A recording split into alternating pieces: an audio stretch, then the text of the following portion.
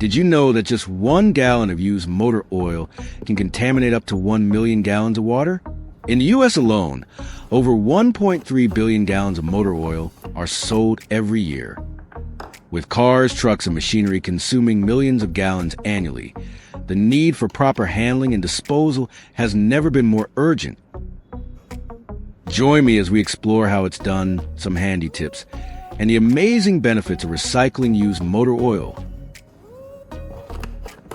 And don't forget to hit like, subscribe, and turn on the notification bell so you won't miss any of my videos. Let's get started.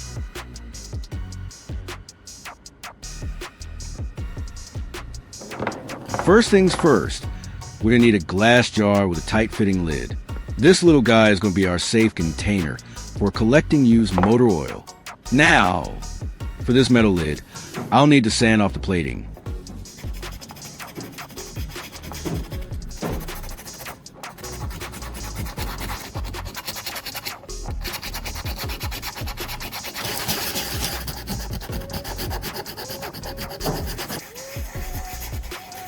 This will help us prep the surface of the next step and make sure it works perfectly for what we're about to do.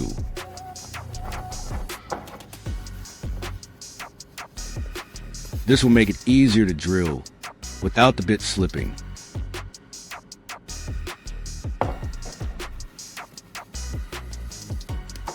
Now I'm going to mark the 3 spots where we need to drill.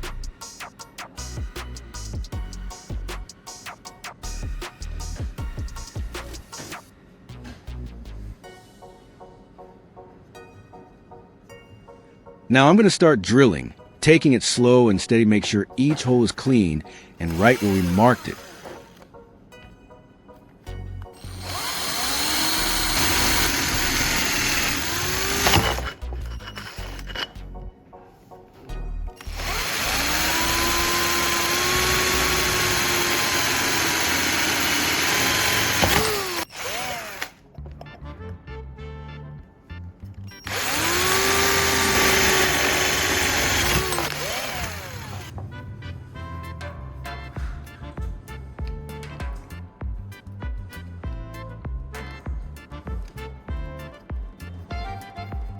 With our holes drilled, it's time to move on to the next part, getting a tire valve ready. This little piece is going to play an important role in our setup, so let's prep it properly before we put everything together. Next, I'm going to remove all of its nuts so we can fit it smoothly into our setup. You can find a tire valve pretty easily. Most auto parts stores and bike shops will have them, and they're usually inexpensive. If you're into repurposing like me, you can even salvage one from an old tire that's no longer in use. Let's insert it into the hole right in the center of the lid, making sure it sits snug and straight.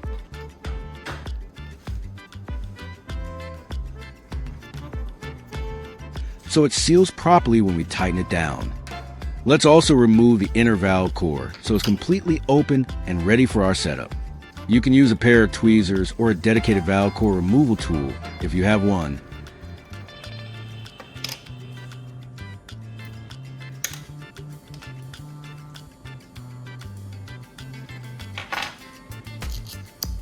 Now I'm going to screw all the nuts back on to secure everything firmly in place.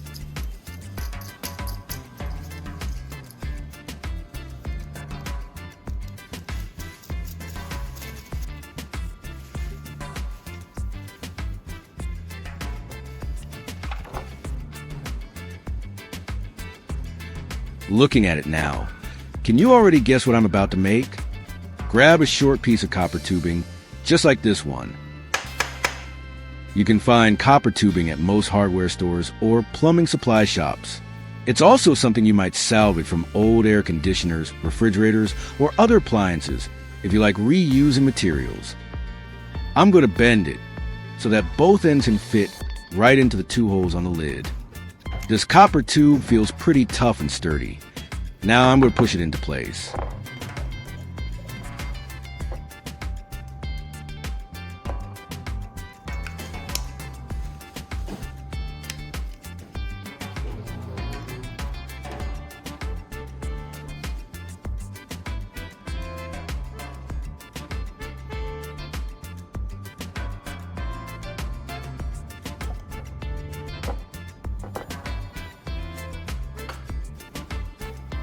Next, I'm going to secure and seal the joint using baking soda and super glue.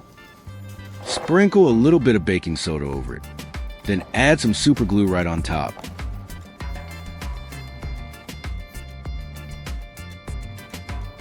The combination of baking soda and super glue creates a rock-solid bond almost instantly, filling any tiny gaps and locking everything tightly in place.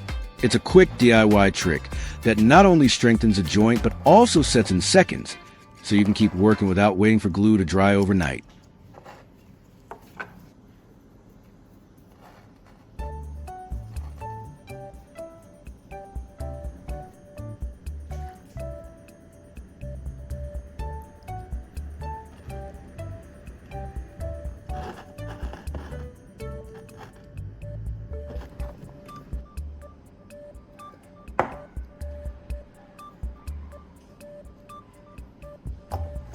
Now, let's drill a hole in the copper tube, right where the tire valve is.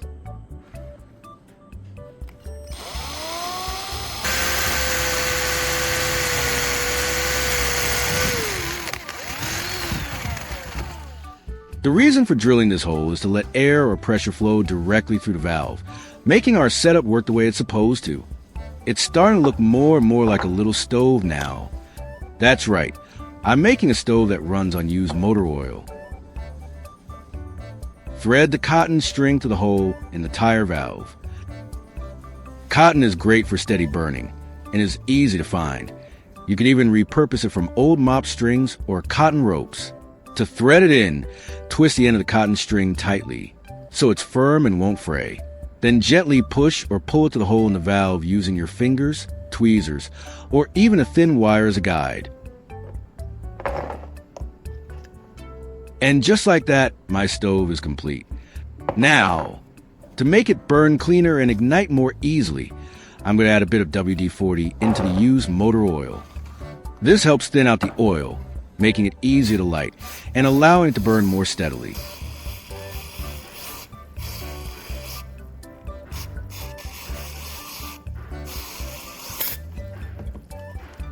Stir it up well so the WD-40 mixes evenly with the used oil.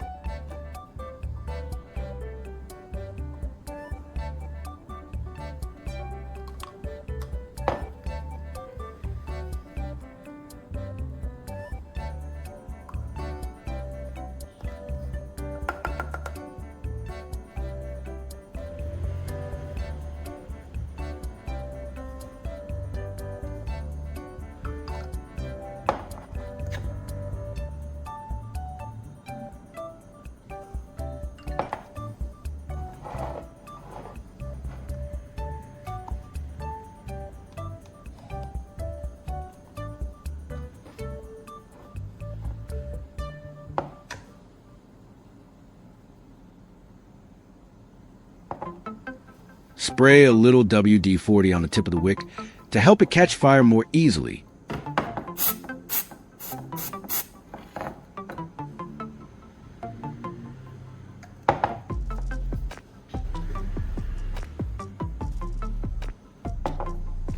Now it's time to light it up. I'll carefully strike a flame and bring it close to the wick.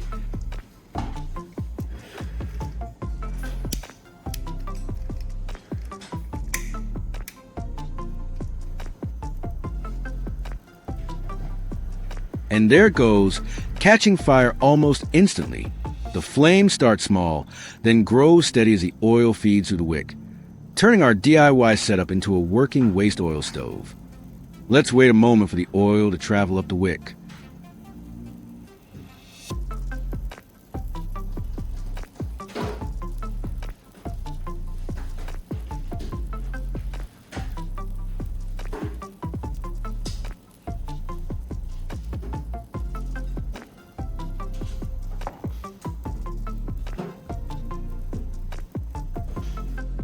The flame has a deeper, more golden orange hue compared to the clean blue flame of alcohol. It gives off a warmer glow, with gentle flickers that make it look more like a small oil lamp than a typical alcohol burner. The copper tube acts as a sturdy fuel channel, directing the used oil smoothly from the jar to the wick. Its heat resistance also helps regulate the flow and prevents leaks, making the whole setup safer and more efficient. This homemade stove is super versatile. You can use it to cook meals outdoors, whether you're camping, hiking, or just enjoying some backyard DIY fun.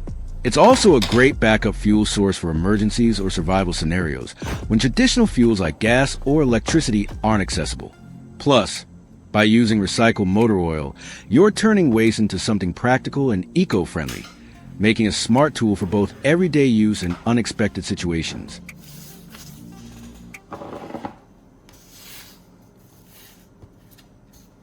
Next, I'm going to apply this motor oil onto this piece of wood.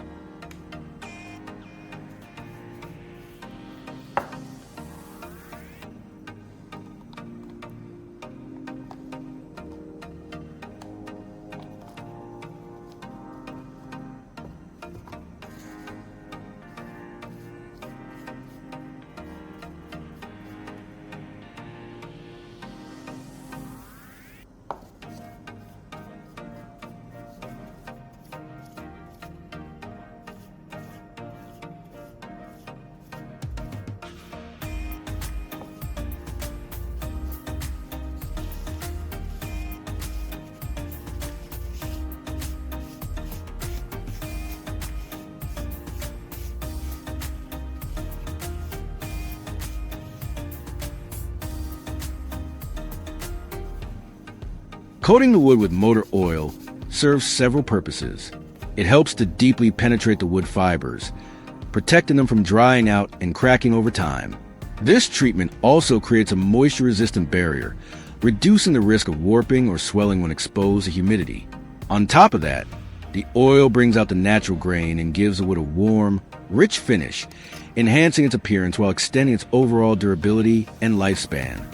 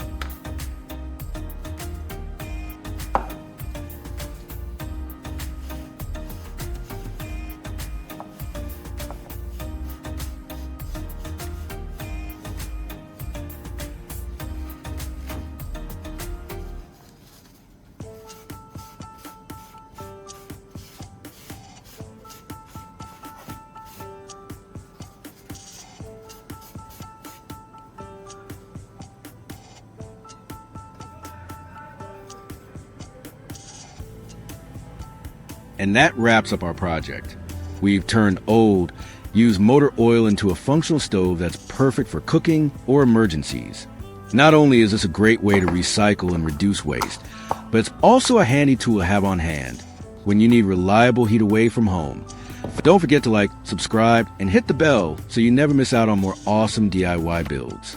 See you in the next video. I'll show you how to make a super cost-effective waterproof coating mix that's easy to do right at home. Sounds strange, right? But with just two simple things, a bit of gasoline, and some old foam, the kind you find in packaging or shipping boxes, you'll have a durable waterproof layer and save millions compared to expensive industrial paints. Watch now to learn the exact mixing formula, top application tips, and transform your home into a dry, fresh-looking space. Don't forget to like, subscribe, and hit the bell to discover more awesome construction tips. One of the key ingredients we'll be using is the battery. It plays a crucial role in the process, helping us achieve the results we're aiming for. Without it, this experiment simply wouldn't work.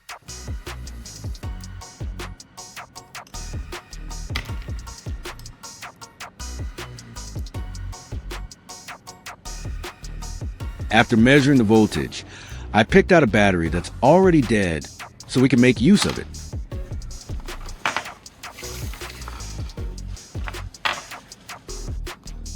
Next, I carefully disassemble the battery, taking all necessary precautions. Step by step, I open up to access the black powder inside, which is a key material we'll be using in today's project. Handling it gently ensures we don't spill or waste any of this important ingredient.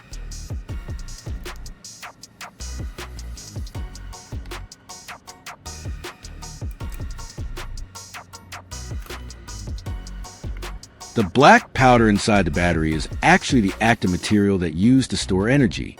It's a fine, dark substance with a slightly gritty texture.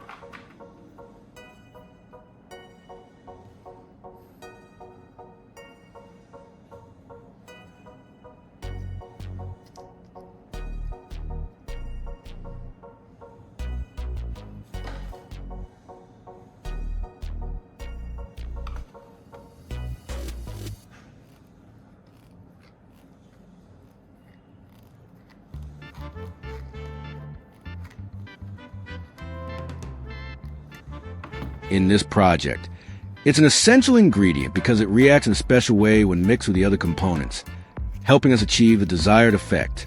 Even though it comes from a dead battery, it still has useful properties that we can make the most of. Now, let's prepare the foam that we'll be soaking in gasoline. I cut it to the right size and shape, so it fits perfectly into our setup. This step is important because the foam will act as a carrier for the next part of the process. Watch closely as the foam plunges into the gasoline. It's like magic in slow motion.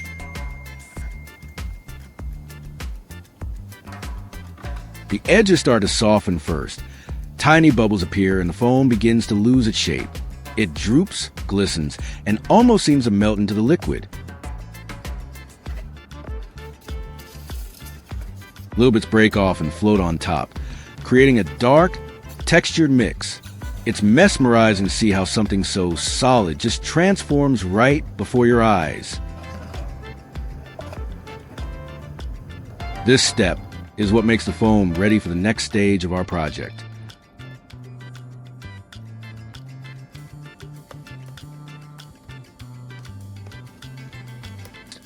I carefully add the battery back into the setup. This allows the black powder inside to interact with the gasoline-soaked foam.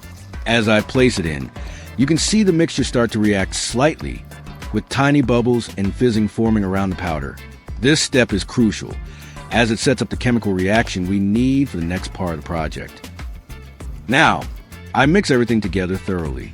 Using a small tool, I stir the black powder from the battery into the gasoline-soaked foam until it's evenly distributed.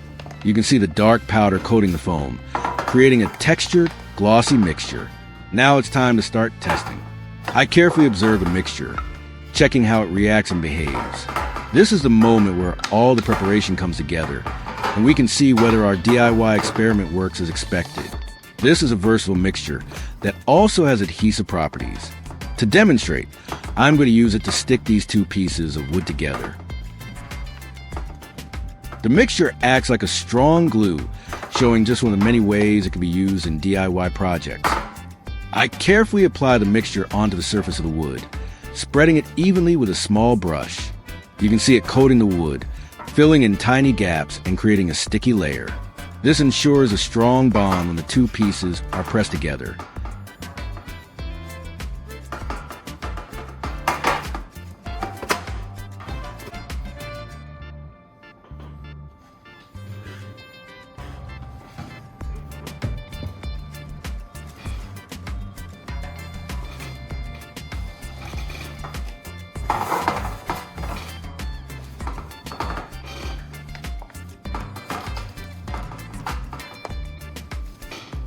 Now, let's test its waterproofing ability. I'll also apply the mixture to just half of this surface, so later we can compare the treated and untreated areas. This way, it's easy to see the difference in waterproofing performance and how effective our DIY mixture really is. I take a single piece of wood and carefully apply the mixture on its surface with a brush. I spread it evenly, making sure every corner is coated.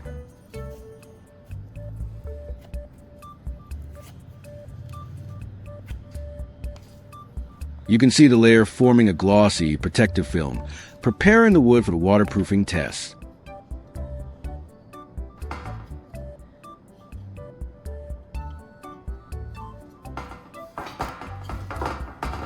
Next, I take a piece of cardboard and apply the mixture on it in the same way.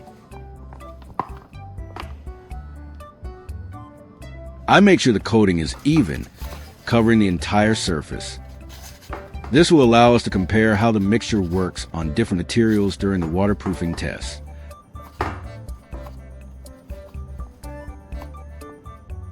Waterproofing not only protects your home, but also saves you money and safeguards your health. That's why I decided to try using the gasoline and foam mixture. It's cheap, effective, and a great solution to this problem.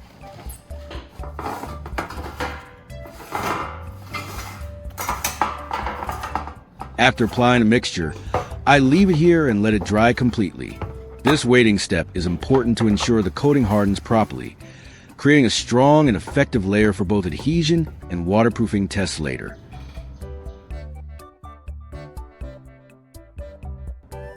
After letting it dry completely, the coated surfaces are ready for testing. The mixture has hardened into a thin, protective layer, and we can now see how well it repels water compared to the untreated areas. Next, I test the strength of the bond between the two pieces of wood.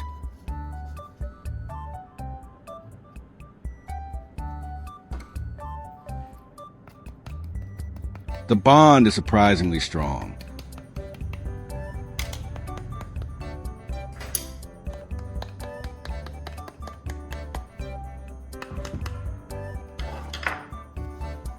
Even when I apply firm pressure or try to twist the pieces, they hold together without any movement.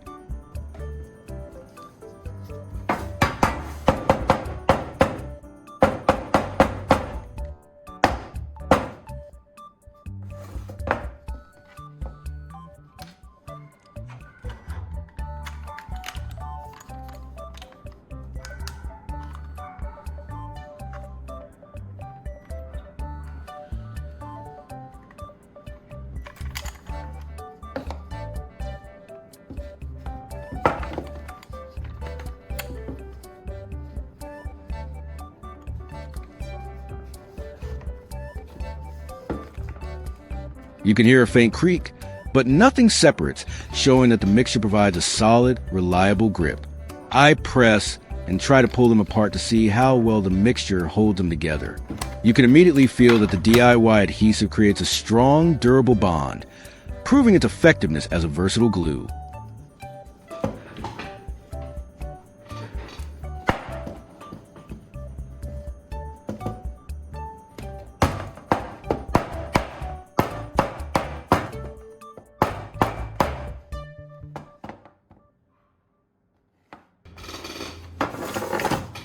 Next, it's time to test the waterproofing performance.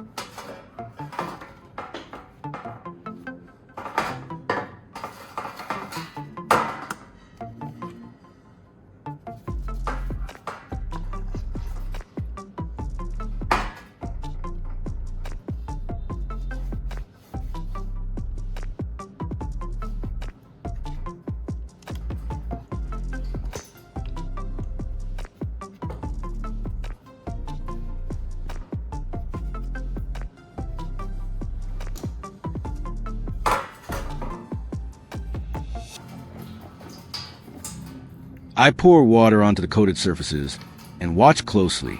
The treated areas immediately repel the water, forming beads that slide off easily, while the untreated areas absorb the liquid. This clearly shows how effective our DIY mixture is at protecting different materials from moisture.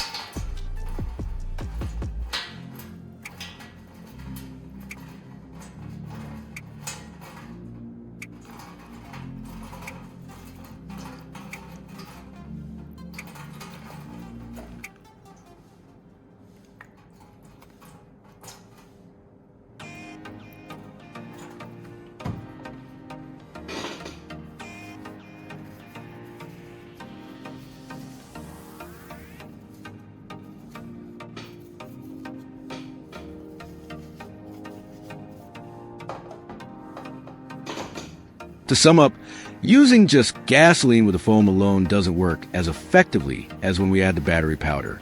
The mixture becomes much more versatile and functional. It not only sticks strongly, but also provides waterproofing, making it compatible with various surfaces like wood, cardboard, and more. What's great is that it makes use of materials you already have at home, turning ordinary items into a powerful, multi-purpose DIY solution.